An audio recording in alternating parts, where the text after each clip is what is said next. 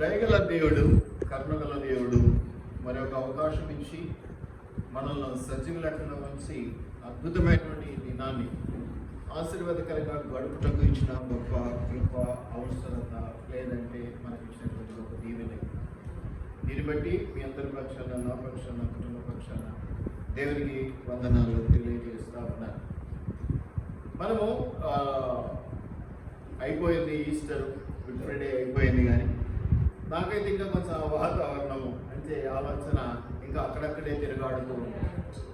మీరు గమనించినట్లయితే యేసు ప్రభుల వారు శిలువ వేయబడినటువంటి స్థలం కదా, కపాలబడినటువంటి స్థలం, అది యెరూషలేములోనే ఉంది, ఆ ప్రాంతంలోనే ఉంది.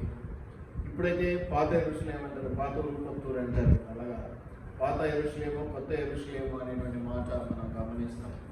ఇదే పాత యెరూషలేము అనేటువంటి ఇప్పుడు మన లెక్కలో ఆ స్థలంలో ఉన్నటువంటి పరిస్థితి.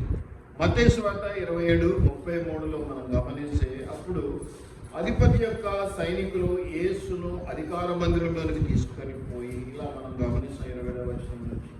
మీరు చక్కగా 33వ వచనాన్ని గమనిస్తే, వారు కపాల స్థలమును అక్రమించు గొల్గోతా అనబడిన చోటికి వచ్చి అనేటువంటి మాట మనం. ఆ స్థలం పేరు, శిలువ వేయబడినటువంటి స్థలం పేరు కపాలము. కపాలం అనబడిన స్థలం, దాని అసలు పేరు గొల్గోతా, మనకు అర్థం కావడానికి కపాలం. ఇవి యెరూషలేము పక్కనే ఉన్నాయి, యెరూషలేము దగ్గరే ఉన్నాయి, అక్కడే ఉన్నాయి అనేది మనం గమనిస్తున్నాం. ఇదే మాట మార్కు సువార్త 22లో కూడా మనం చూస్తాం. 15:22 చివరి అధ్యాయంలోనే ఉంటుంది. 15:22లో కూడా మనం ఈ మాట చూస్తాం. అయ్యా వచ్చి కూర్చోండి, తర్వాత వాక్యం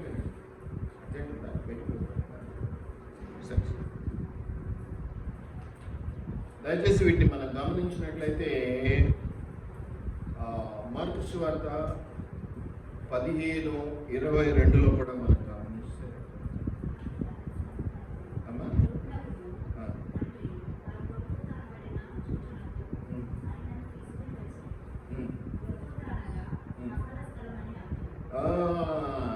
గొల్గోతా అనగా కపాల స్థలం అని అర్థము. ఇదంతా కూడా యెరూషలేము ప్రాంతంలోనే ఉన్నది, యెరూషలేము మందిర ప్రాంతంలోనే ఉన్నది. అట్లాగే యోహాను సువార్త 19:17లో కూడా ఈ మాట చూస్తాం. వారు యేసును తీసుకొని పోయేది, ఆయన తన శిలువ మోసుకొని కపాల స్థలం అన్న చోటికి వెళ్ళాను. హెబ్రీ భాషలో దానికి గొల్గోతా అని పేరు.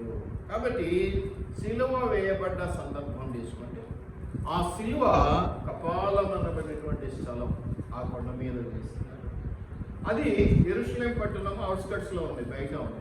అంటే ఇప్పుడు పాతూరు, కొత్తూరు అనుకుంటాం కదా, అలాగా పాత యెరూషలేములో ఇప్పుడున్నటువంటి పరిస్థితి. అయితే మనం గమనిస్తే తర్వాత మీరు మత్తయి సువార్తలోనే చూస్తారు, 27వ అధ్యాయంలో మీరు గమనించినట్లయితే మత్తయి సువార్తలో ఆయన చనిపోయిన తర్వాత, అంటే శుక్రవారము 3 గంటలకు చనిపోయినారు, గుడ్ ఫ్రైడే చేసుకున్నాం మనం. చనిపోయిన తర్వాత సమాధి చేయబడాలి, అలా ఉంచడానికి వీల్లేదు, చీకటి పడకముందే తీర్చాలి, చేయాలి.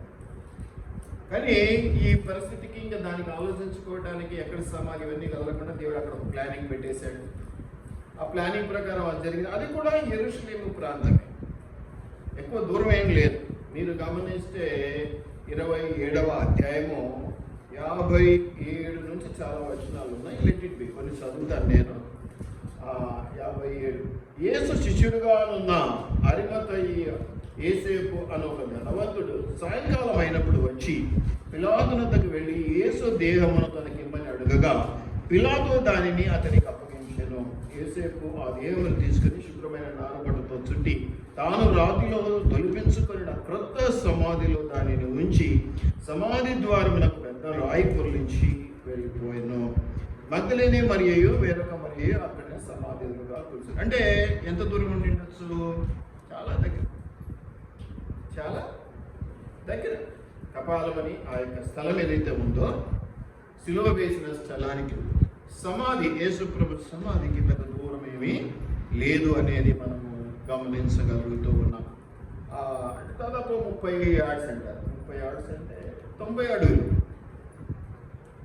చాలా తక్కువ, అంటే కిలోమీటర్ దూరం కూడా లేదు, హాఫ్ కిలోమీటర్ కూడా లేదు, అంత దగ్గర, చాలా దగ్గరగా ఉన్నట్టు.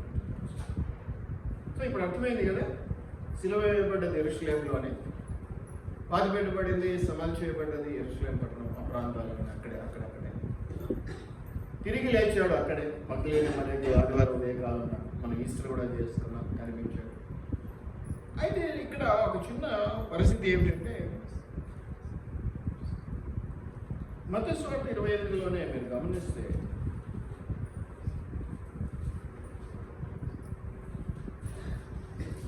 ఏడో వచనం ఒకసారి చూడండి. 28లో త్వరగా వెళ్ళి ఆయన మృతులలో నుండి లేచి ఉన్నాడని ఆయన శిష్యులకు తెలియజేయుడి అని అక్కడ ఎదురుగా వచ్చినటువంటి స్త్రీలకు చెప్తున్నారు. ఎవరు? ఇది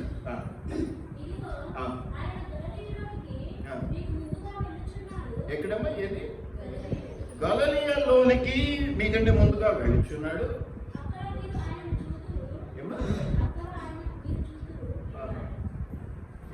అక్కడ ఆయనను మీరు చూడరు.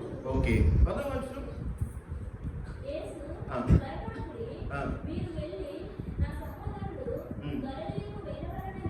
గలిలయకు వెళ్ళాలి మీరు.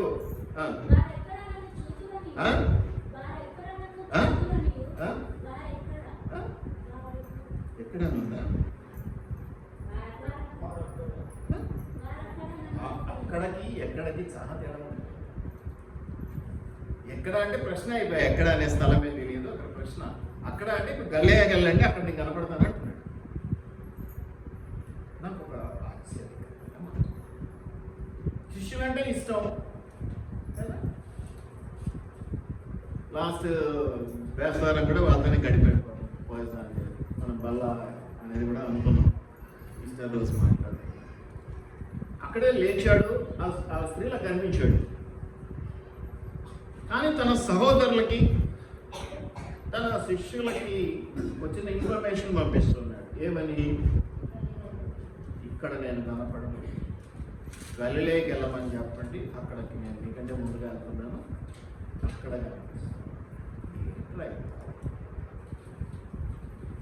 యెరూషలేము అక్కడ మందిరం ఉన్నది. యెరూషలేము అంటే చాలా గొప్పగా అనుకుంటాం మనం. అటువంటిది దేవుడేమో తన శిష్యులకు తిరిగి లేచిన తర్వాత కనపడవలసినటువంటి స్థలమేమో గలిలయ అని చెప్తున్నాడు. ఒకే అధ్యాయంలో 2 వచనాల తేడాల్లో అక్కడ చెప్పాడు, ఇక్కడ చెప్పాడు, మీకంటే ముందుగా నేను వెళ్తున్నాను. గలిలయ, గలిలయ అని చెప్పాల్సిందేమో, నాకు లేచాడు కదా, కొండమ్మ తీసుకోండి, లేకపోతే ఆడ ఉండమని చెప్పండి, నేను వస్తాను. ఆయన ఆల్రెడీ మహిమ శరీరంతో ఉన్నాడు, ఆయనకే పెద్ద ఇబ్బంది ఏం లేదు కదా. యెరూషలేం ప్రాంతంలో ఉండి, యెరూషలేం ప్రాంతంలో ఆయన తిరిగి లేచి శిష్యులు లేదా సహోదరులు గలిలయలోని నన్ను చూస్తారని చెప్పడంలో ఏంటి అసలు గలిలయ ఇంపార్టెన్స్ ఏంటి? ఏంటి గలిలయ యొక్క ప్రత్యేకత? ఎందుకన్నాడు ఆ మాట? ఏం అవసరం ఉన్నాయి? ఎందుకు ఆ సందర్భంలో గలిలయని ఎత్తి పట్టుకున్నాడు? ఆ టైంలో ఆయన నోట ఏం పలుకొచ్చినా బంగారమే, అంతే కదా. తిరిగి లేచాడంటే అద్భుతం. ఇక ఆయన ఏం చెప్తాడంటే నా ప్రతి మాట మనకు బంగారం మూట.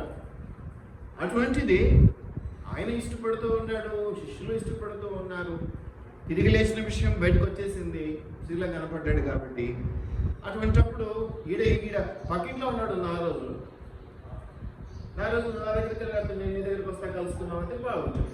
ఇద్దరం పోయి అన్న కొత్తపేటలో కలుసుకుందామంటే ఏముందో అది ఏమన్నా కొత్తపేట ప్రత్యేకత, ఏమన్నా గలిలయ యొక్క ప్రత్యేకత అర్థమవుతుందా మీకు? ఎక్కడికి తీసుకెళ్ళాలని అక్కడే లేచిన దేవుడు గలిలయ అంటే మీరు ఏమన్నా అనవచ్చు, కొత్తపేటకి ఇక్కడికి నేను చెప్తాను.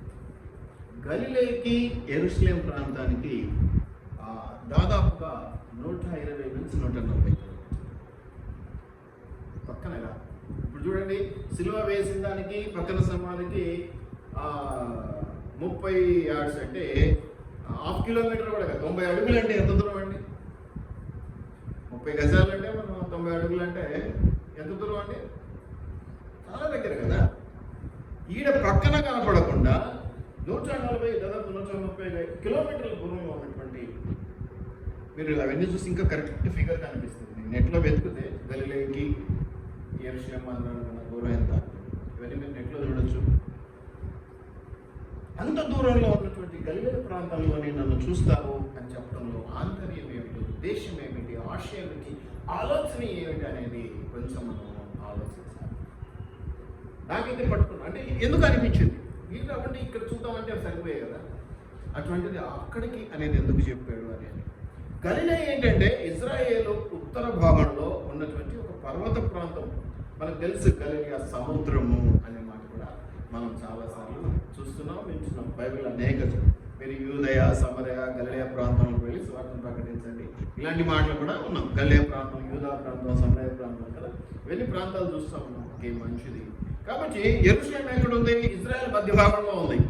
గలిలేకు దక్షిణాన ఏదో కొండలు ఉన్నాయి. ఆ కొండలలో ఉన్నటువంటి నెలకొన్న ఒక నగరం ఇది. నగరము, పట్టణం. ఇప్పుడు నగరం, అప్పుడు పట్టణం, యెరూషలేం పట్టణం. ఎందుకు చెప్పింటాడు ఇట్లా? పక్కింట్లో ఉన్న వాళ్ళని చూడకుండా అందరూ ఆడికి పోండి, నేను మీకంటే ముందుగా నేను అడిగిపోతే ఆడ కలుసుకుందాం అన్న వాళ్ళు అర్థమైంది. అర్థమవుతుందా నా పాయింట్? నేను తీసుకొచ్చిన క్వశ్చన్ మీకు అర్థమైంది. మన పక్కింట్లో ఉన్నాను, నేను చూడాలంటే నేను అక్కడికి రాలేదు, నువ్వు నా దగ్గర కాదు. ఇద్దరు ఆడగలుసుకుందాం, మీకంటే ముందు నేను పోతా అక్కడికి, నువ్వు కూడా అడిగి రండి, మీరు అందరూ అక్కడికి రండి.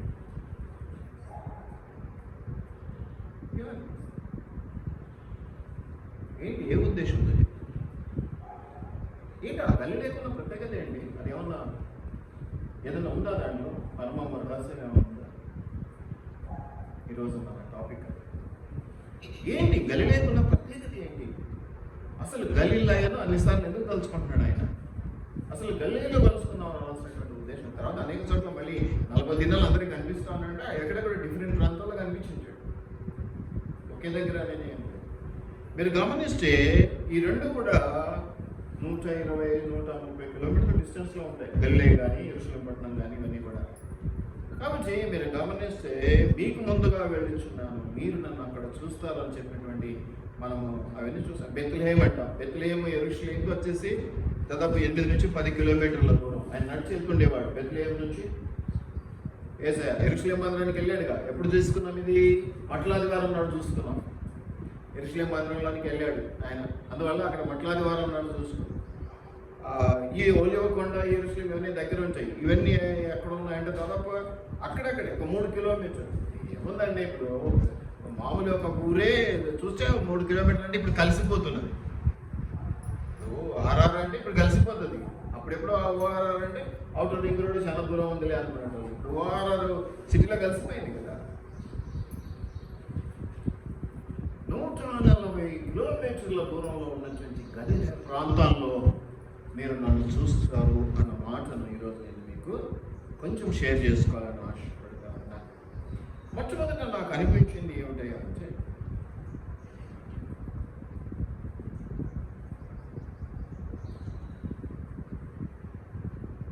యెషయా గ్రంథంలో 9వ అధ్యాయాన్ని మీరు గమనిస్తే, యెషయా గ్రంథం 9వ అధ్యాయంలో మీరు మొదటి వచనాన్ని మీరు గమనిస్తే,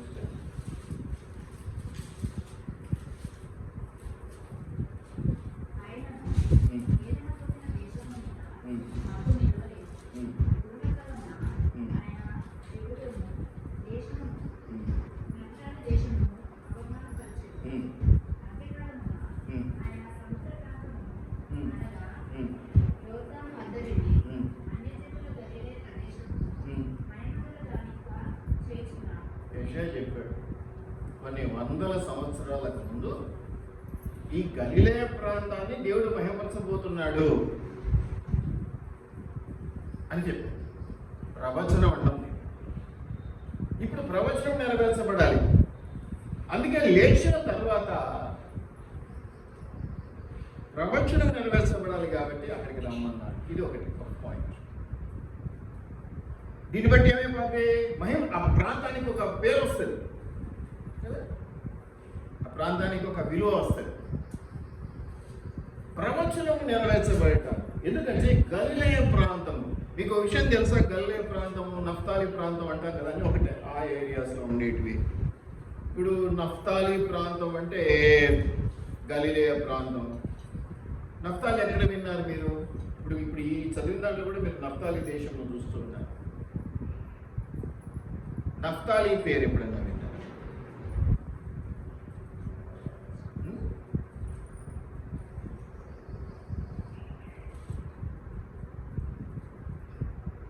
పన్నెండు గోత్రాల్లో ఒక గోత్రం అన్న పేరు ఉంది, నఫ్తాలి గోత్రం.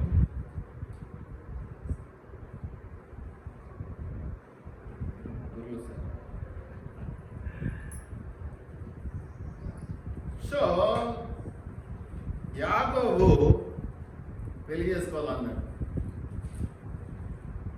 పోయి ఆమెను చూసినాడు, లవ్ అట్ ఫస్ట్ సైడ్ అయిపోయింది.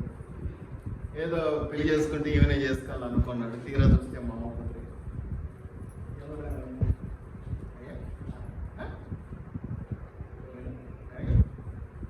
కరెక్టే కావచ్చు, కానీ నాకు వినపడ్డాం అది సమస్య.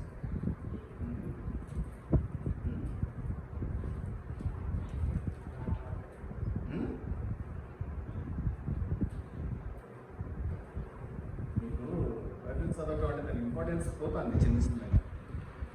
మొదటి బాగా చదివేవాడు.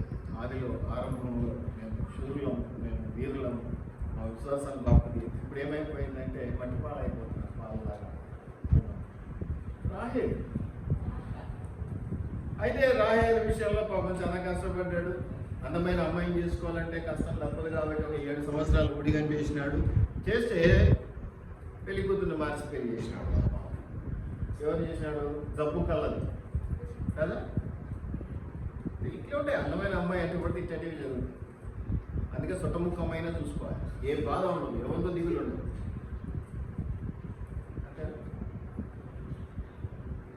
అందమైన అమ్మాయిని చూస్తే మళ్ళీ మనం చాలా జాగ్రత్తలు తీసుకోవాలి.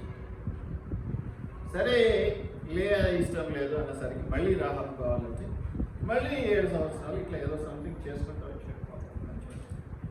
కష్టపడాలి, ఇంకా అందమైన అమ్మాయి కోసం అంటే తప్పదు కదా. సరే వాళ్ళు వచ్చినారు,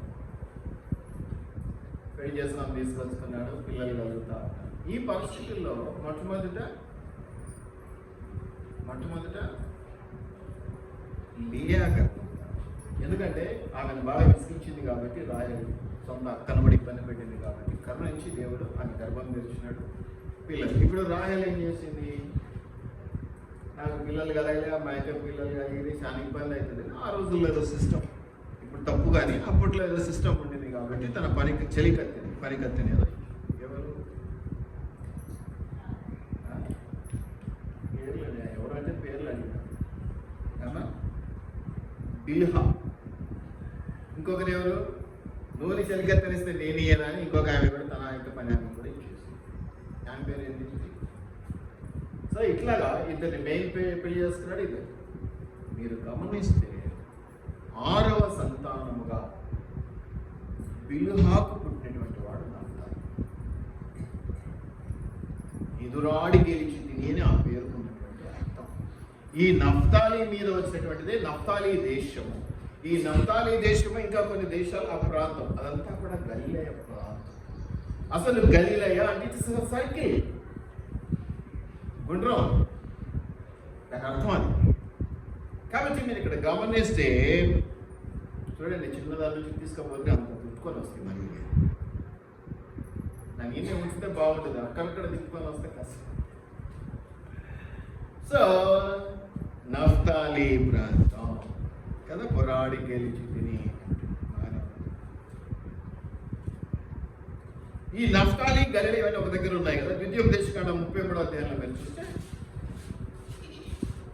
ద్వితీయోపదేశకాండం 33:23 చూస్తే ఏమనుంది? 33:23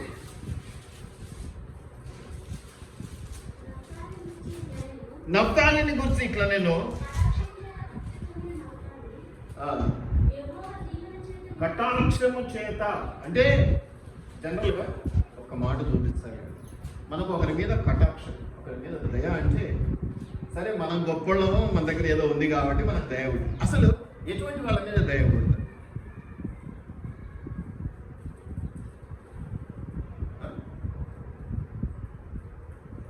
సూటు ఊడు చూసుకొని తిరుక్కొని వస్తాం, వాళ్ళ మీద దయ పుట్టడం అంటే పుట్టడమైనా కొన్ని ఒక అడుక్కునేటోడు వస్తాడు, చాలా చెప్పులు ఎండాక అంటే ఏంటి, ఏమీ లేనిపోదు. కష్టంలో ఉన్నవాళ్ళు, కన్నీళ్ళతో ఉన్నవాళ్ళు, చీకటిలో ఉన్నవాళ్ళు, ఇరుకుల్లో ఉన్నవాళ్ళు, వాళ్ళ కష్టాన్ని బట్టి మనకు కొంచెం మనసు కలుగుతుంది. అవునా? ఇప్పుడు నష్టాలి పొజిషన్ ముందేంటి, ఏదో నష్టంలో, కష్టంలో, ఇరుకులో, ఇబ్బందుల్లో, చీకటిలో ఉంది కాబట్టి దానికి దేవుడు ఏదో దీవెనకరమైనటువంటి మాట జోడిస్తూ ఉన్నాడు. ఏమంటున్నాడు? కటాక్షము చేత, నా దయ చేత తృప్తి పొందిన నమ్మకాలు. అంటే నీకు తృప్తి కలిగేంతటి కృప నేను ఇస్తా, అంత దయ చూపిస్తాను. ఇంకా ఏమంటాడు?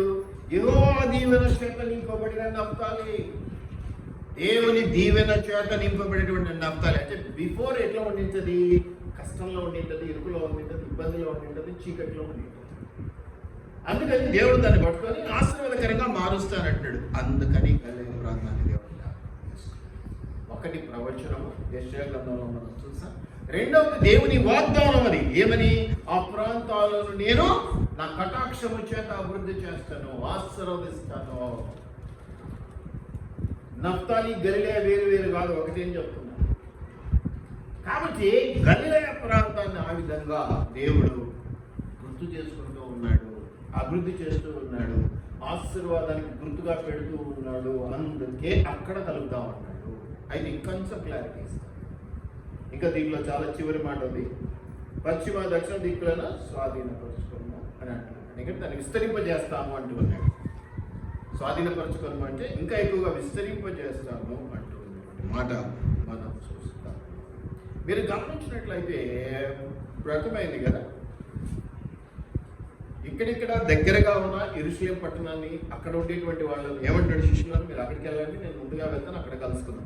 ఎందుకంటే మొట్టమొదటి కారణం ఏంటంటే ఇది ప్రవచనం. యెషయా గ్రంథంలో నుంచి మనం అది గమనించాం. ఎందుకంటే దాన్ని మహిమ గలదానిగా చేస్తానంటే ఆ గలిలయ ప్రాంతాన్ని మహిమ గల, దానికంటే ముందు నఫ్తాలి ప్రాంతం అని కూడా చెప్పాడు. మళ్ళీ చదివిస్తాను. కాబట్టి దానిని మహిమ గలదానిగా చేయడానికి రెండవది తండ్రి ఇచ్చినటువంటి వాగ్దానం ఏమిటి? నా కరుణా కటాక్షములు ఎక్కువగా పెడతాను అన్నాడు యెహోవా దేవుడు. కాబట్టి దేవుని దయ ఎక్కువగా పొందుకున్నటువంటి స్థలముగా దాన్ని తీర్చిదిద్దాలి, దాన్ని తీసుకురావాలి పైకి. చాలా వరకు మనం ఏమంటామంటే కొన్నిసార్లు మనం ఇష్టంటే కొంతమంది తీసుకోరు, అంటే దాని విలువ తెలుసా తీసుకుంటారు. కానీ ఇక్కడ ఏంటంటే అక్కడ నువ్వు తెలుసుకున్నా తెలియకపోయినా నేను ఇచ్చేది అంటాడు దేవుడు. అది దేవుని తలంపులు అలా ఉన్నతమైనవి. అడి వాటికంటే నువ్వు ఇచ్చు వాటికంటే నువ్వు అధికంగా ఇవ్వగలిగినటువంటి సమర్థం కలిగినటువంటి దేవుడు. కాబట్టి ఈ నఫ్తాలి లేదా ఈ గలిలయ ప్రాంతాలు ఆశీర్వాదకరంగా లేవు, కానీ దేవుని దృష్టి వాటి మీద ఉండటం వలన వాటిని మహిమ గలదానులుగా, వాటిని గొప్పగా దేవుని కటాక్షము పొందిన స్థలములుగా మార్చడం అనేది దేవుని చేతిలో ఉన్నటువంటి. ఎందుకంతగా అంటే మీకు ఒక పోయిన ఆదివారం నేను తీసుకున్న వాక్యం కూడా మీకు చెప్పాను. మొట్టమొదట బల్ల, నేను ఏదైనా మొట్టమొదట చేస్తున్నానంటే ఎంతో పేరు రావాలని, ఎంతో ప్రతిష్ట కావాలని, ఎంతో గొప్పవాళ్ళని పిలుచుకొని చాలా ఇది చేస్తాం. మొట్టమొదటిసారి ఒకవేళ నేను బిందు అనే మాట తీసుకున్నాను, నేను మొట్టమొదటిసారి బిందిస్తున్నానంటే గొప్ప గొప్పలను పిలుచుకోవాలి, గొప్ప పేరు తెచ్చుకోవాలి, బాగా విజ్ఞానం అనిపించుకోవాలి, ఇట్లా అనుకుంటాం. కానీ ప్రభురాత్రి భోజనం అంటే ఆ బల్ల అనేటువంటి మాట పైన ఆదివారం తీసుకొని ఆ శిష్యుల్నే మీకు చూపిస్తూ, శిష్యులకు తెలియదు వాళ్ళు ఎటువంటి వాళ్ళు. ఒకవేళ ఇస్కరియోతు యూదాకు తెలిసి ఉండవచ్చు, అంత చెట్టబుద్ధి ఉంది కదా. కానీ యేసు ప్రభువుకి అన్నీ తెలుసు, ఎవరు ఏంటి. ఒక గంట తర్వాత ఏం చెప్తాడు, వీడు ఇది నేను తెలియదు అంటాడు, నన్ను పట్టిస్తాడు, తర్వాత ఇట్లా అనేది అన్నీ తెలుసు. అయినా ఏమాత్రం లోటు చేయక, ఏమాత్రం హెచ్చు తగ్గలు చేయక, తనను పట్టించేవాడిని, తను ఎరగనని అబద్ధమాడేవాడిని సైతం పక్కన కూర్చోబెట్టుకొని బిడ్డు. అంత ప్రేమ కటాక్షంలో అయినటువంటి దేవుడు ఆయన. ఇది మనం పోయిన ఆదివారం తెలుసుకున్నాం. మనం ఏంటంటే ప్రభు బలంగానే పవిత్రంగా ఉండాలి, ప్రార్థన చేసుకోవాలి, ఇట్లా పద్ధతి అట్లా పద్ధతి. కానీ మొట్టమొదటిసారి దాన్ని ఎలా బ్రేక్ చేశాడు దేవుడు అంటే, అంతగా ఉన్నటువంటి పారిపోయిన శిష్యులు, అనుమానించేటువంటి శిష్యుడు తామసు, వీళ్ళని కూడా పెట్టుకున్నాడు. 12 మందిలో ఇన్ని రకాల వాళ్ళు ఉన్నారు అని చెప్పడం జరిగింది. కాబట్టి దేవుని దృష్టి ఎప్పుడు కూడా నేను ఎవరి కోసం వచ్చాను ఈ లోకానికి అంటాడండి. నేను ఎవరి కోసం వచ్చాను ఈ లోకానికి అన్నాడు? పాపుల కోసం. నేను పుణ్యం చేసుకున్నాని, నేను గొప్పోడిని, నేను అటుటోని ఇటుటోని అనుకునే జోలికి దేవుడు వెళ్ళడు. నేను అన్నిల గురించి మాట్లాడడం, మన క్రైస్తవ సమాజంలో ఉన్న వాళ్ళ గురించి మాట్లాడతాను. నేనేమిటి అనుకునే ఒక గొప్ప వ్యక్తి గురించి దేవునికి ఆలోచన ఉండదు. నేనేమీ కాను ప్రభా, నేను వచ్చేవాడు మంచివాడు దరిద్రుడను అనుకునేటువంటి వాడి పక్షాన దేవుడు వాచ్యవాడతాడు. ఇప్పుడు ఇవన్నీ కూడా నష్టాల్లో ఉన్నటువంటి ప్రాంతాలు, కన్నీటిలో ఉన్నటువంటి ప్రాంతాలు, చీకటిలో ఉన్న ప్రాంతాలు, వీటికి నేను సాక్ష్యం చూపిస్తున్నాను. వాటిని వీటి మీద దేవుని దృష్టి పడ్డది. ప్రవచన రూపకంగా దీన్ని మహిమపరచవలసినటువంటి పరిస్థితి ఉన్నది. అంతేకాకుండా ఈ ప్రాంతములో దేవుని కృపకు పాత్రముగా ఉన్నటువంటి ప్రాంతాలుగా దేవుడు చెప్పినాడు. నఫ్తాలి ప్రాంతము, గలిలయ ప్రాంతాలు ఇలా ఉండాలి, ఉంటాయి, ఉండబోతాయి అని చెప్పడం కూడా జరిగింది అనేది నేను జ్ఞాపకం చేస్తున్నాను. మొట్టమొదటగా మీరు గమనిస్తే మత్తయి సువార్త 4వ అధ్యాయంలో సింపుల్ టాపిక్ ఇది, మీరు గమనించండి. మత్తయి సువార్త 4వ అధ్యాయం 12 నుంచి 16. ఎందుకు ఈ ప్రాంతాలకు దేవుడు కృప చూపించాడు ఎక్కువగా అనే దానికి మత్తయి సువార్త 4వ అధ్యాయం 12 నుంచి 16 కలుసు. యోహాను చెరపట్టబడినని యేసు విని ఎక్కడికి వెళ్ళాడమ్మా?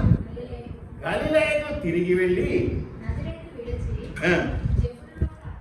జెబూలూను దేశమును, నఫ్తాలి దేశమును, యోర్దానుకు ఆవలనున్న సముద్ర తీరమున అన్య జనులు నివసించు గలిలయయో. ఇప్పుడు గలిలయ ఏ ప్రాంతం అండి?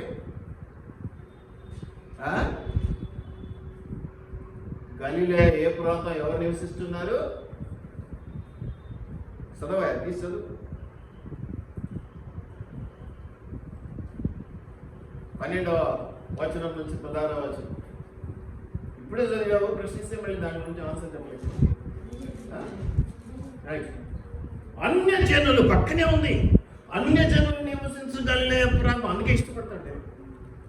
అంతేకాదు దాని తర్వాత మాట కూడా దానికి ఇంకా బలాన్ని ఇస్తుంది. ఏంటంటే ఈ అన్యజనులు నివసించే ప్రాంతం అంటేనే దేవునికి ఇష్టము. ఆ ప్రజలు కూడా ఎట్లా ఉన్నారంట? చీకటిలో కూర్చుండి ఉన్నారట. అందుకని పడ్డది దేవుని దృష్టి గలిలయ మీద. అందుకని పడ్డది గలిలయ మీద. వాక్యం వినకుండా వెళ్ళాల్సిన అవసరం ఉన్నదా?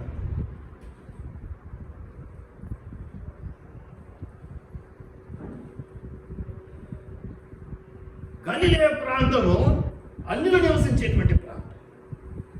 గలిలయ ప్రాంతం అన్యులు నివసిస్తే అటుకే దేవుని దయ ఎక్కువ ఉన్నది. దానికి తోడు వాళ్ళు ఎలా ఉన్నారట?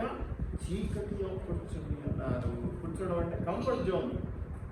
వాళ్ళకి చీకటే బాగుందని కూర్చున్నారు. అది దేవుణ్ణి కరిగించేసి, దేవుణ్ణి కరిగించింది. అందుకని దేవుడు గలిలయ ప్రాంతాన్ని ఎత్తిపట్టుకున్నాడు. ఎవ్రీవేర్, ఎక్కడికి వెళ్ళినా కూడా గలిలయ ప్రాంతం అంటే ఇదిగో ఇది, ఇదిగో ఇది అని దాని యొక్క మహిమను పెంచుకుంటూ వెళ్ళటాన్ని మనం చూస్తాం. కాబట్టి అన్ని జనులు నివసించు ప్రాంతము, దేవుని ఎరుగని ప్రజలు నివసించు ప్రాంతము. అంతేకాకుండా వారు చీకటిలో కూర్చొని ఉన్నారు. చీకటిలో నివసించు ప్రజలు ఉన్నటువంటి ప్రాంతము. అందుకని దేవుని కృపకు, శిష్యుల విషయంలో ఎలాగైతే చెప్పానో, దేవుని దృష్టి ఎప్పుడు కూడా నేను మంచిదాన్ని అనుకునేటువంటి వారి మీద ఉండదు, నేను మంచివాడిని అనుకునే వారి మీద ఉండదు. నేను పాపిని, నేను చీకటిలో ఉన్నాను. అటువంటి సమస్యాయుతమైనటువంటి సందర్భాల్లో ఉన్నటువంటి ప్రజల మీద ఎక్కువగా కనికరాన్ని చూపిస్తాడు. అందుకని గలిలయని ఎత్తి పట్టుకున్నాడు. ఇక్కడ 2 పాయింట్లు మీరు గమనించారు. మొట్టమొదటి అన్యులు నివసించు ప్రాంతము. అంతేకాదు వాళ్ళు ఊరికి అన్యులుగానే కాదు, ఇంకా ఎట్లా ఉంది వాళ్ళ పరిస్థితి? చీకటిలో కూర్చోవడం అంటే తెలుసా మీకు? ఇదే బాగుందని మురుగులో కూర్చున్నారు, డ్రైనేజీలో కూర్చున్నారు, అదే బాగుందని ఫీల్ అవుతున్నారు. కూర్చోవడం కంఫర్ట్ జోన్ అన్నమాట. బాగుంది అనుకుంటారు. అందువల్ల దేవునికి ధైర్యం. అందువల్ల గలిలయ ప్రాంతం అనే ప్రాంతానికి ఒక ఉన్నతిని, ఒక మహిమను, ఒక ఆశీర్వాదం తీసుకొచ్చి పెట్టాలని దేవుడు ఆశిస్తున్నాడు. దేవుడు ఆశిస్తున్నాడు. నీవెప్పుడైతే నేను చాలా గొప్ప, నేను చాలా చేయగలను, నేను చాలా చాలా తెలివైన వాడిని అనుకుంటావో అది గర్వానికి గుర్తు. గర్విష్ఠుల పట్ల దేవుడు ఎప్పుడు కూడా కనీసం ఇట్లా దృష్టి కూడా పెట్టాడు. ఆ గర్వం నాశనానికి నడిపించాలి, దాన్ని ఇంకా ఎలా కొట్టుకొని పోతారో అలాగే కొట్టుకొని పోతారు. వాళ్ళని ఎవరు ఆపలేదు. ఎందుకంటే ఇగో అనేది పోకపోతే, తగ్గించుకోవడం అనేది లేకపోతే, దేవుని కొరకు, కాపరి కొరకు, సంఘం కొరకు, తోటి విశ్వాసుల కొరకు, కుటుంబం కొరకు ఈ తగ్గింపు అనేది లేకపోతే జీవించడం. మీరు గమనిస్తే గలిలయ ప్రాంతం చీకటితో నింపబడింది. గలిలయ ప్రాంతం అన్యుల ప్రాంతం. అందువల్ల మీరు గమనిస్తే ఇంకా అదే కాదు, చాలా ఉన్నాయి. ఈ జబులూను దేశమును, నఫ్తాలి దేశమును, యోర్దాను ఆవలనున్న సముద్ర తీరమున అన్యజనులు నివసించు గలిలయయు చీకటిలో కూర్చున్న ప్రజలను గొప్ప వెలుగు వాళ్ళ కోసం వచ్చాడు. మరి వాళ్ళ కోసం వచ్చినప్పుడు ఆ ప్రాంతాలు ఇష్టపడక ఈ ప్రాంతం నా ప్రాంతం అనుకుంటూ కూర్చుంటే అవుతుంది. అందుకని మీరు ఇక్కడ కాదు అక్కడికి రండి అన్నాడు. ఎందుకంటే అది నా ప్రాంతం, నేను అక్కడ ప్రజల కోసం వచ్చాను, అక్కడ నేను ఉంటాను, మీరు వచ్చి నన్ను కలవచ్చు, నేను మిమ్మల్ని దర్శించవచ్చు, చూడవచ్చు. ఏమంటుందని మీరు నన్ను చూతురు ఆ ప్రాంతంలో. అవునా అవునా? యెషయా 9:1-2 మళ్ళీ చదువుదాం. యెషయా 9:1-2.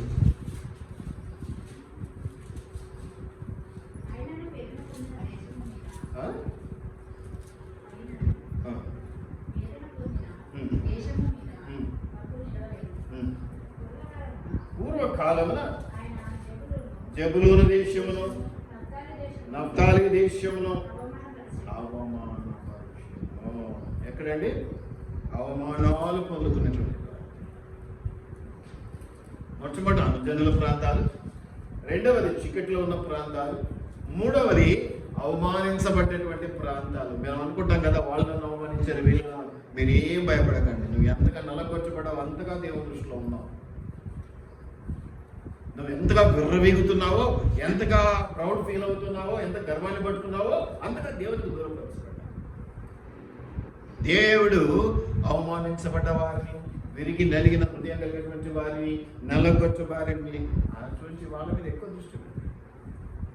ఇక్కడ ఈ ప్రాంతాల్లో అవమానకరమైనటువంటి పరిస్థితులను ఎదుర్కొన్నటువంటివి కదా, అవమానకరమైనటువంటి పరిస్థితులను పాస్ అయినారు పిల్లలు కదా. బలవంతం పెడితే ఒక్కొక్కరు 4 కిలోలు తెచ్చి, ఫ్రీ అయితే మామూలుగా అయితే తెచ్చిన వాళ్ళు కాదు. మనం వాక్యంలో కలిపి చెప్తివి, ఇక్కడ చెప్తివి, బయట చెప్తివి, ఈయనతో కష్టమని తెచ్చిన. ఒకవేళ ఫెయిల్ అయితే మనం అడగటానికి మనసు వస్తుంది, వాళ్ళకి ఇవ్వటానికి అదొక గ్యాప్ క్రియేట్ అయింది, ఒక దుఃఖం క్రియేట్ అయింది. కానీ విషయం ఏంటి తెలుసా? దుఃఖపడువారు ధన్యులు అంటే ఫెయిల్ అయ్యే దుఃఖం అని కాదు, కానీ వేరే దుఃఖం, వేరే రకమైన దుఃఖం. కాబట్టి ఎప్పుడు కూడా దేవుడు నేను అనుకునేటువంటి ఒక గర్వాన్ని కలిగినటువంటి బిడ్డలను కనీసం చూడకూడదు. చాలా మంది ఏమనుకుంటారు అంటే మేము ప్రార్థన చేసుకుంటూ ఉన్నాం, మేము బైబిల్ చదువుకుంటాం, చదువుకుంటాం. కానీ దేవుడు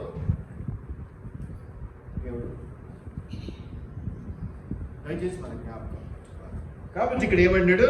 నఫ్తాలి దేశమును అవమానపరచును, అంత్యకాలమున ఆయన సముద్ర ప్రాంతమున అనగా యోర్దాను అద్దరినున్న, మళ్ళీ ఇక్కడ కూడా నేను చదువుతుంది, అన్యజనుల గలిలయ ప్రదేశం, అన్యజనులు నివసించు. చూడండి, అన్యజనులు నివసించే ప్రాంతాలు. రెండవది ఏంటి? చీకటిలో ఉన్న ప్రాంతాలు. మూడవది ఏంటి? అవమానం పొందుతున్న ప్రాంతం. ముఖ్యంగా గలిలయ గురించి చెప్తున్నాను నేను. మొట్టమొదటి ఏంటి? అన్యజనులు. రెండవది ఏంటి? చీకటిలో ఉన్న ప్రాంతం. మూడవది ఏంటి? అవమానపరచబడేటువంటి ప్రాంతం. దేవుని కృపలో అది అలాగా ఉన్నదని నేను జ్ఞాపకం. అంతేకాదు, అది పెద్ద లెక్క చేసిన వాడు కూడా ఎవరు లేడండి. ఒకసారి మీరు గమనిస్తే మొదటి రాజులు 9:10 ఒకసారి చూడండి. మనకి ఏదైనా విలువైంది అనుకో, మనం ఇవ్వం. ఒకవేళ ఇవ్వాల్సి వచ్చినా కొంత ఇస్తామో, లేదంటే దీని బదులు ఇంకోటి ఇస్తామండి. ఇది నాకు కావాలండి, చాలా విలువైంది నాకు పాటు. ఇక్కడ ఏం జరిగిందో ఒకసారి చూడండి. మొదటి రాజులు 9:10. మొదటి రాజులు 9:10 ఒకసారి చూడండి ఏమైంది.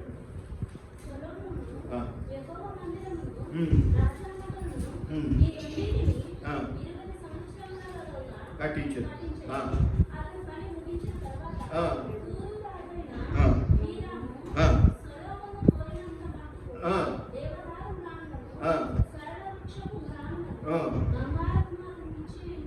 ఇప్పుడు ఇది గమనిద్దాం, ఒక మాట వదిలేద్దాం, ఈ తర్వాత మళ్ళీ చదువుతాం.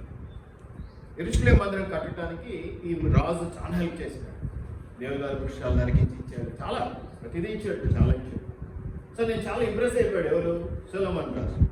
ఇంప్రెస్ అయిపోయినప్పుడు తను కూడా ఏదైనా ప్రత్యేకమైన కానుకిస్తే బాగుంటుంది కదా, ప్రత్యేకమైన కానుకిస్తే బాగుంటుంది, అవునా? అంతేనా? ఎవరైనా మేలు చేస్తే మనం కూడా ఎంతో ఇస్తాం. అయితే ఏమి ఇచ్చాడట?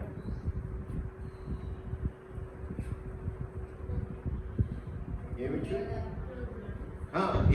ఈయన సొలొమోను ఏమిచ్చాడు? Super line.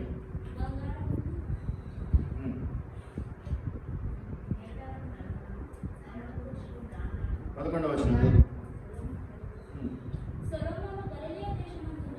సొలొమోను గలిలయ దేశమందున్న 20 పట్టణములను నా దగ్గర వేసుకున్నాను, తీసుకో.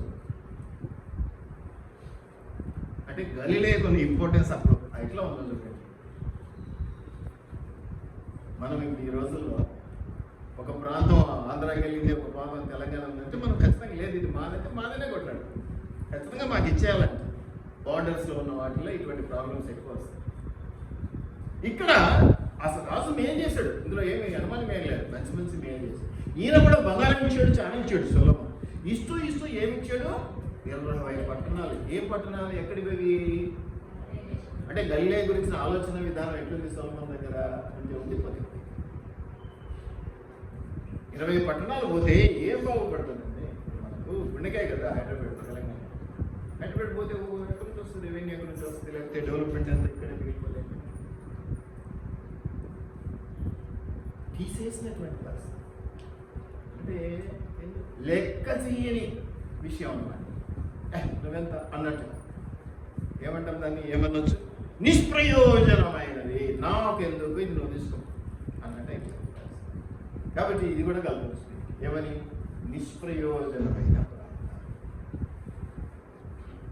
అన్యజనులు నివసించే ప్రాంతాలు, చీకట్లో ఉండేటువంటి ప్రాంతాలు, అవమానపరచబడేటువంటి ప్రాంతాలు నిష్ప్రయోజనమైన. అదే విలువైనదైతే రాజు ఇస్తాడండి. ఇంకోటి ఇస్తాను, కాంపెన్సేషన్ ఇస్తా, ఇంకోటి వల్ల ఇంకోటి ఏదైనా తీసుకో, ఇవి నాకు కావాలి, చాలా ఇంపార్టెంట్, ఇవి లేకపోతే నా దేశంలో చాలా ఇబ్బంది అని. 1 కాదు 2 కాదు, ఎన్ని ఇచ్చాడు? 20 పట్టణాలు. ఏవి? మళ్ళీ ఊళ్ళు కూడా కాదు, ఏమిచ్చాడు? పట్టణాలు ఇచ్చాడు. ఏ ఉన్నా ఒకటే లేకపోయినా వేసి నిష్ప్రయోజనమైనటువంటివి. ఇంతేకాదు, మీరు మొదటి దినవృత్తాంతంలో 6వ అధ్యాయాన్ని ఇస్తే, మొదటి దినవృత్తాంతంలో 6వ అధ్యాయానికి మీరు గమనిస్తే,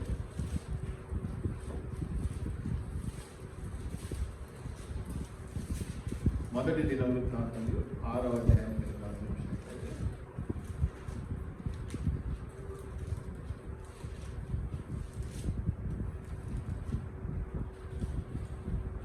మొదటి దినవృత్తాంతంలో 6:74 నుంచి చదవండి. 2వ వచనం.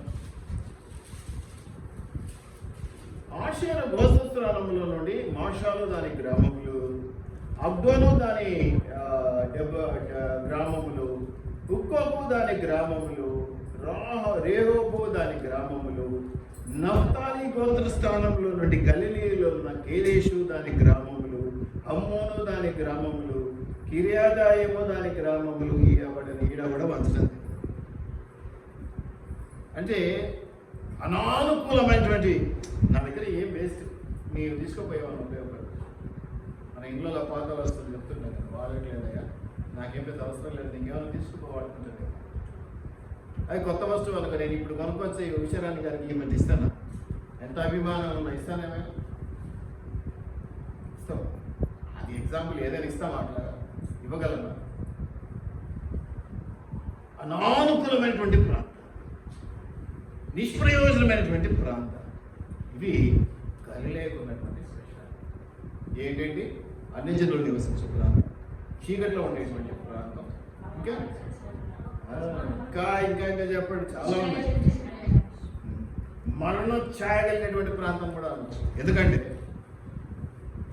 ఈ యొక్క మత్తయి సువార్తలో ఆ మాట చెప్తున్నప్పుడు, నజరేతు నుండి మేలైనది ఏదైనా రాగలదా అని అడుగుతారు. మీరు గమనిస్తే మత్తయి సువార్తలో ఆ డిస్కషన్ మొదలవుతుంది. ఆ డిస్కషన్ మొదలైతే మీరు గమనిస్తారు,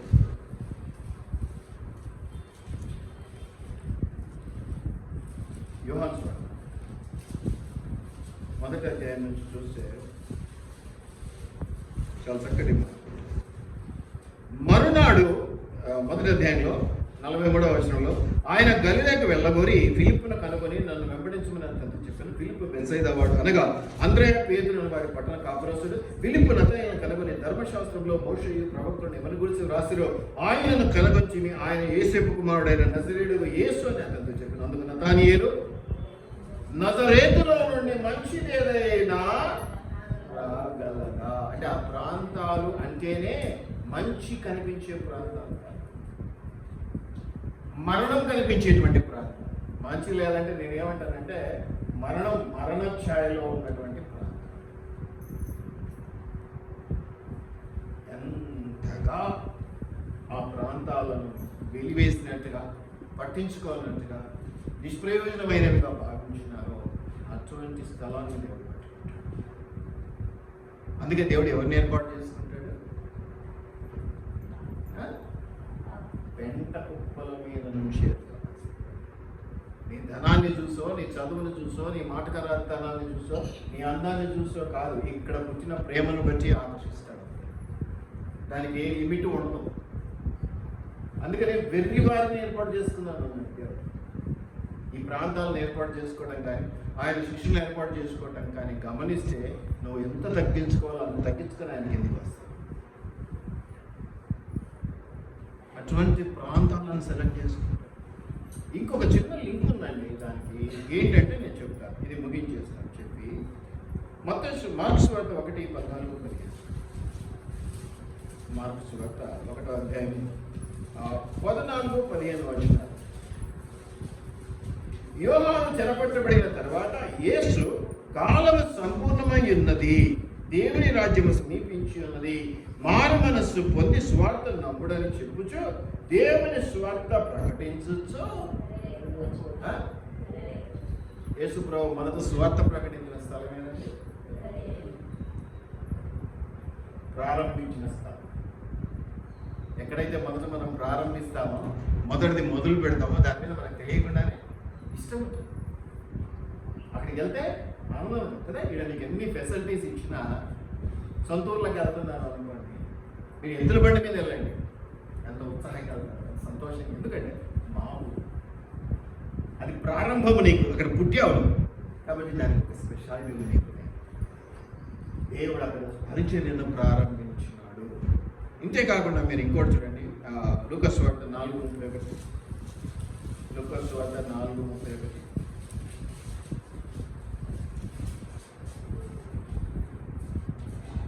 అప్పుడు ఆయన గలిలయలోని కపెర్నహూము పట్టణమునకు వచ్చి విశ్రాంతి దినమున వారికి బోధించుచుండెను.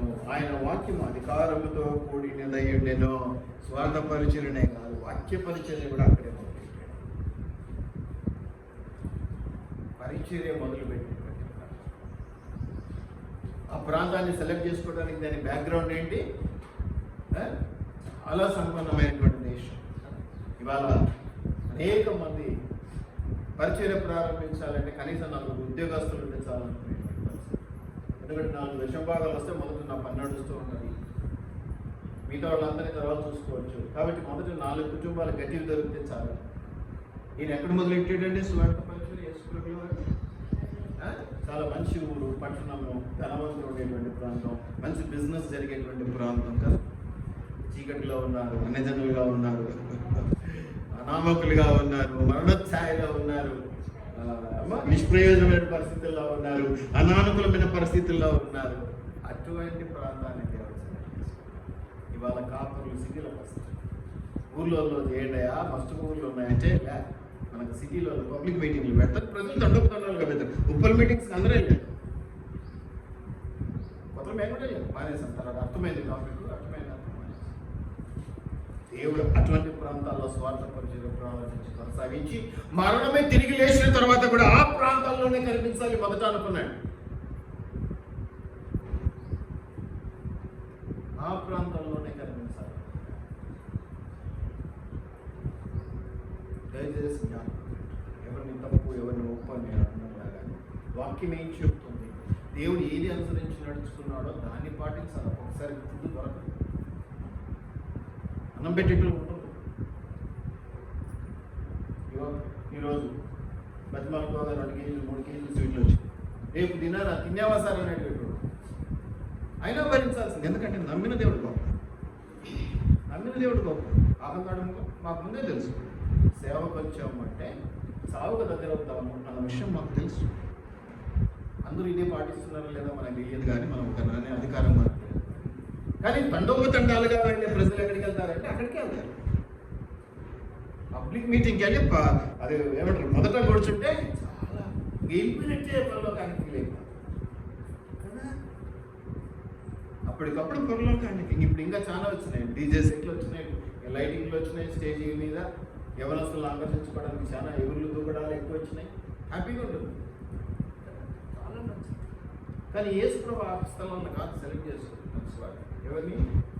బీదలను, బెక్కిని, దీనులను, అన్నిలను. ఇక అన్ని చెప్పుకున్నాం అవే ప్రాంతాలు.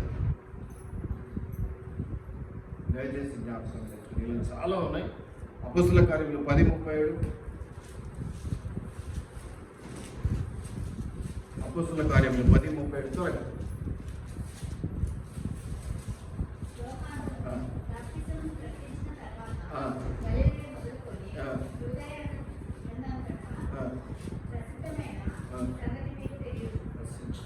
ఎక్కడ పాపులర్ అయ్యాడు? ఇవన్నీ కాదు, కానీ ఒక్క విషయం నేను జ్ఞాపకం చేస్తాను చాలా చక్కగా. నీటిని ద్రాక్ష రసంగా మార్చి పెళ్ళికెళ్ళి. అవునా? ఏ ఊరు అది? కానాన్ ఎక్కడుంది? సేవ అక్కడే ప్రారంభించాడు, బోధ అక్కడే ప్రారంభించాడు. మొదటి అద్భుతం అని ఉంటుంది మీకు యోహాను సువార్తలో. ఫస్ట్ మీరు అద్భుతం, మొదటి అద్భుతం నీటి ద్రాక్ష రసంగా చేయటం ఎక్కడ చేసాడు? అది కానాన్ ఎక్కడుంది? ఇవాళ విశ్వాసాలు కూడా చుట్టూ గుడ్డు వేసుకున్న వాళ్ళకి వెళ్ళడానికి, కార్లలో వచ్చే పాస్టర్స్కి ఇంపార్టెన్స్ ఇవ్వడానికి పడి వస్తూ ఉంటారు. బాధ అనిపిస్తుంది, ఒక పక్క నవ్వొస్తుంది. దేవుడే ఇటువంటి వాళ్ళని ఏర్పాటు చేసుకుంటే మనుషులు మాత్రం స్టాండర్డ్స్ చూసి ఏర్పాటు చేసుకుంటారు. మాకు తగినోళ్ళ, మాకు తగ్గనోళ్ళ అని ఏర్పాటు చేసుకుంటారు. ఎవరి గురించో మాట్లాడాలి, మీ గురించే మాట్లాడాలి. అంటే బయట పోయి కొత్తగా డబ్బు ఉండి, లేకపోతే పలుకుబడి ఉండి, లేకపోతే అట్లుండి ఇట్లుండి వాళ్ళని జనులు దురద చెవులు గలవారై హితబోధన సహించలేక ఏమంటాడు? నా వాక్యం మీకే తెలియదు.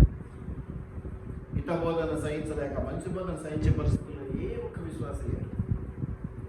కాబట్టి ఆకర్షణ వైపు మగ్గుతారు. ఆకర్షణ, ఏం ఆకర్షణ? స్టేజ్కి 10 లక్షలు పెట్టి ఖర్చు పెట్టి డెకరేషన్ చేయిస్తే వాటికి పోతే వచ్చే ఉత్సాహం ఎక్కడ ఉంటుంది? మీకు తెలుసా? చెట్ల కింద ఇప్పటికీ స్వార్థ సేవ జరుగుతుంది, అడవుల్లో జరుగుతుంది. వాళ్ళు ముందెళ్తారేమని భయం అవుతుంది నాకు. ఎందుకంటే నా మీద ఇంకా వాళ్ళు ఇంకా గొప్పలే కదా.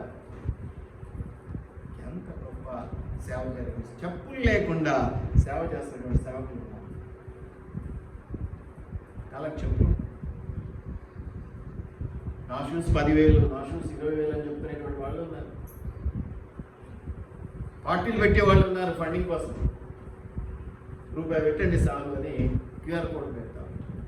యేసుప్రభు ఎక్కడ ప్రారంభించారండి సేవ? ఎవరి కోసం ప్రారంభించారండి?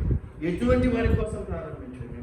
సీక్రెట్లో ఉన్న వారి కోసం, త్రోసివేయబడ్డ వారి కోసం, అనాథుల పరిస్థితుల్లో ఉన్న వారి కోసం, నిష్ప్రయోజకుల కోసం, మరణఛాయలో ఉన్న వారి కోసం, అన్యుల కోసం. ఆ ప్రాంతాలు, ఆ ప్రజలను దేవుడు ఇష్టపడ్డాడు. అందుకని చివర తన మహిమను చూపించేటువంటి అవకాశం వస్తే ఎక్కడికి రమ్మన్నాడు? అన్నీ కనిపించిండొచ్చు కదా. ఎక్కడికి రమ్మన్నాడు? వెళ్ళలేక రండి, అక్కడికి నన్ను చూస్తారు, ఇక్కడ చూడండి, ఇక్కడ నేను కనపడు, అక్కడికి రండి అడుగుతుంది.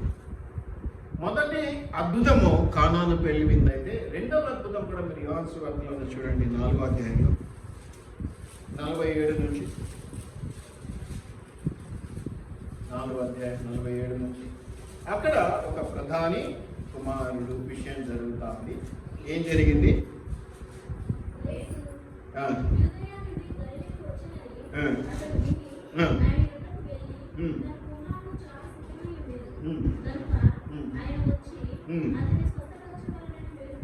వేడుకొని సూచక క్రియలను మహత్కార్యములను చూడకుంటే మీరు ఎంత మాత్రము నమ్మరని అతనితో చెప్పారు. ప్రభువా వేడుకొని నీవు వెళ్ళుము, నేను రావాల్సిన అవసరం లేదయ్యా, నువ్వు వెళ్ళు అంటున్నాడు. ఎంత చక్కటి మాట, ఎంత గొప్ప దీవెన ఇది. చదువు చదువు కూడా చదువు.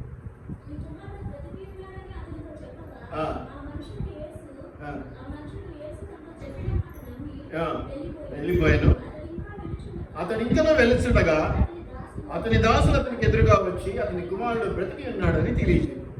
ఏ గంటకు వాడు బాగుపడసాయనని వారిని అడిగినప్పుడు వారు నిన్న 1 గంటలకు జ్వరము వారిని విడిచిందని అతనితో చెప్పి నీ కుమారుడు బ్రతికి ఉన్నాడని యేసు తనతో చెప్పిన మాట అది అని తండ్రి తెలుసుకున్నాడు గనక అతడును అతని ఇంటి వారందరూ కూడా నమ్మిరి. ఇది యేసు యూదయ నుండి గలిలయకు వచ్చి చేసిన రెండవ అద్భుతము.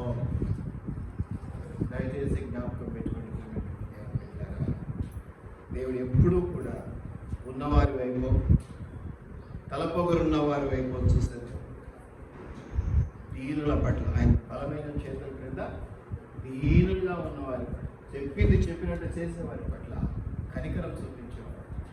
ఆ ప్రాంతాలు ఏదో చేసి దేవుని దగ్గర మెప్పు తెచ్చుకోవాలా, ఏదో ప్రాకులాడి దేవుని దగ్గర ఒక గుర్తింపు తెచ్చుకోవాలా, దేవుడే గుర్తించాడు. ఎందుకు ఆ గుర్తింపు వచ్చింది అంటే ఆ ప్రాంతాలు ఆ ప్రాంతాలు మరణోత్సాహంలో ఉన్నాయి, ఆ ప్రాంతాలు అనానుకూలంగా ఉన్నాయి, ఆ ప్రాంతాలు నిష్ప్రయోజనకరంగా ఉన్నాయి. అంతేకాదు 2వ రాజులు 15:29లో చెరగా పట్టబడిన ప్రాంతాలని ఉంటుంది. తర్వాత చదువు. చెరగా పట్టబడ్డాయి, పాపము చేత చెరగా పట్టబడ్డ మనుషులను దేవుడు ఆశ్రయదుర్గంగా నిలబడి వారిని కాపాడి వారిని రక్షించుకొని వారి పాపాలు కడిగి వేసి వారిని దీవెనకరంగా మారుస్తుంది. నీవు ఇప్పుడు గల్లే ప్రాంతంలో ఉన్నావా, పాత గలిలేల ప్రాంతంలో ఉన్నావా, దేవుడు ఆశీర్వదించిన తర్వాత ఉన్నటువంటి గల్లే ప్రాంతంలో నువ్వే నిర్ణయం. ఆ పాత ప్రాంతం అయితే దాంట్లో చీకటి ఉన్నది, అన్యత్వం ఉన్నది, ఇంకా ఇంకా ఎన్నో. ఒకవేళ దేవుడు ప్రవేశించిన తర్వాత ఉన్నటువంటి గలిలే ప్రాంతం అయితే దేవుడు అద్భుతాలు చేసే ప్రాంతం, దేవుడు ఆశ్చర్యకార్యాలు చేసే ప్రాంతం, దేవుడు స్వార్థపరిచర్య బోధన జరిగించినటువంటి ప్రాంతంగా ఉన్నావా? నీ హృదయం ఎక్కడుంది? పాతదా కొత్త గలిలే? పాత గలిలైనా కొత్త గలిలైనా నువ్వే నిర్ణయించుకో. ప్రార్థించాలి. ప్రభువా నీకు వందనాలు, తండ్రి నీకు వందనాలు, నా రాజా నా రక్షక నీకు వందనాలు. నిజమే తండ్రి, నీవు నైనా ఎంతగానో ఉన్నంత ప్రభు దీనుల పట్ల చూపించేటువంటి వారు, కష్టాల్లో ఉన్నవారు, పాపంలో ఉన్నటువంటి వారు, అయ్యా చెరగా పట్టబడినటువంటి వారు, అయ్యా మరణోత్సాహాలు ఉన్న వారి పక్షాన నీవు వాయిద్యం ఆడేటువంటి దేవుడు, న్యాయం జరిగించేటువంటి మేము కూడా అటు పరిస్థితుల్లో ఉంటే మమ్మల్ని కాపాడండి, అటు పరిస్థితుల్లో ఉంటే మమ్మల్ని నిలబెట్టండి. నేటి దినాల్లో ప్రభు అయ్యా పట్టణాల వైపు, అయ్యా నగరాల వైపు పరిగెడుతున్నటువంటి సేవ నీవైతే నాయన అటు మూల ప్రాంతం, అటు చీకటి ప్రాంతంలో అక్కడ మొదలెట్టడమే కాదు అక్కడే ముగించావని మేము నమ్ముతూ ఉన్నాం. ఎందుకంటే చివరి అక్కడ నన్ను చూస్తారా అన్నామంటే ఈ స్వార్థ పరిచర్య కూడా అక్కడే ముగిస్తాం. ఈ రోజుల్లో ఉన్న కాపర్ల విషయంలో కానీ, విశ్వాసుల విషయంలో కానీ, తాంబికానికి, గర్వానికి, స్వాతిశయానికి తావించి గొప్పల కోసం పోయి గొప్పలు చెప్పుకోవడానికి ఆశపడేటువంటి విశ్వాసులుగానో కాపర్లు కానీ ఉండకుండా మాకు సహాయించి మారిన మనస్సుతో నేను నిండుగా ప్రేమించగలిగిన కృపదాయిని నజరుడైన యేసు నామములో అడిగి వేడుకొని ప్రార్థిస్తున్నాము. ఆమేన్.